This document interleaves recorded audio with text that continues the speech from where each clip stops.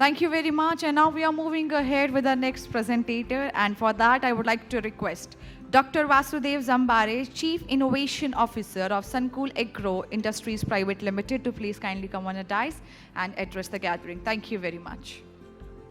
Good afternoon. Thank you so much. Due to the time constraint, we will be wind up very soon.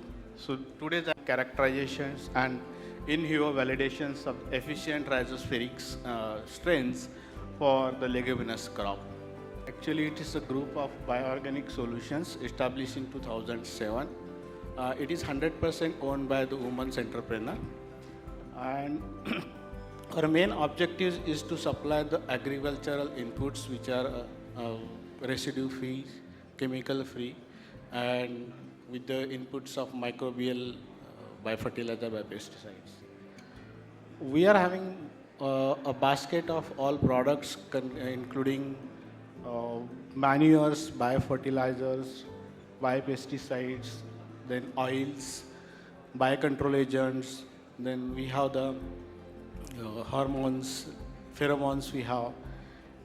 We also supplied some products that is useful for the kitchen gardening and house gardening waste. SAIPL is an ISO, FCO, then CIBRC, NABL. We have NABL accredited laboratory for the testing of soil and water analysis. We are organic certified, biostimulant certified. We also have soil and water testing laboratory approved by the government of Maharashtra, and we are also registered in Startup India. To take the problem here, as the population is increasing and some demand is also increasing, like especially the proteins demand is increasing. But there are some problems or factors that are affecting the food chains. We can especially the productivity, or we can say the environmental resilience, or a nutritional value of some of the leguminous plants is affected, and there are some biotic and abiotic stress are responsible. So here we are going to work on some of the abiotic stress which are very much important, like heat, alkalinity, or droughtness. So that things we are going to cover it here. So far we have isolated 5 strains which are very much unique in the nitrogen fixation activities, and this we can see here: the Bradyrhizorium nangens, then Enterobacter guandensis, then Cosaconia arachidis, Mesorhizobium jervisi, and the Sinorhizobium meliloti. So these are the strains which are very much unique. I must say the strains are very much unique because all these strains are 100% working with the different abiotic stress. This is the chart showing that how these strains are working in different abiotic conditions, like the alkalinity, salinity. It grows more than 600 or 640 millimolar of the salinity. Alkalinity is almost pH 8.4, 8.2 it grows. Temperature tolerance is almost 44 degrees Celsius is there. Droughtness, like they are producing prolines, so that is also used for the droughtness.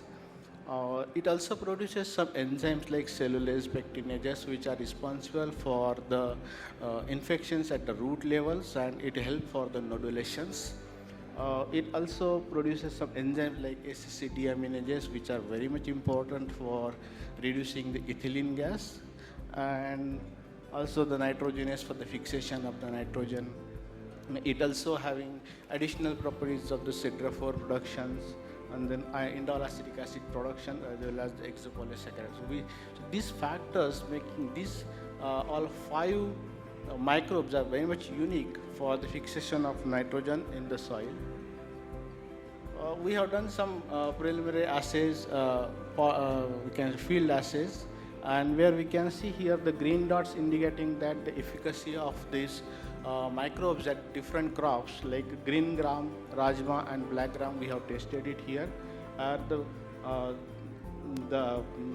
when we compared it with the petiolate soil, it observed that the nitrogen fixation very good in the soil, and that microbes is having very good property to fix the atmospheric nitrogen, and it also has the petiole nitrogen content is very high as compared to the control, that indicate that the plants is also having a very good uptake capacity as well as the assimilations of the nitrogen at a very good level. So this indicate that this bradyrhizobium is a good strain for the green gram plant.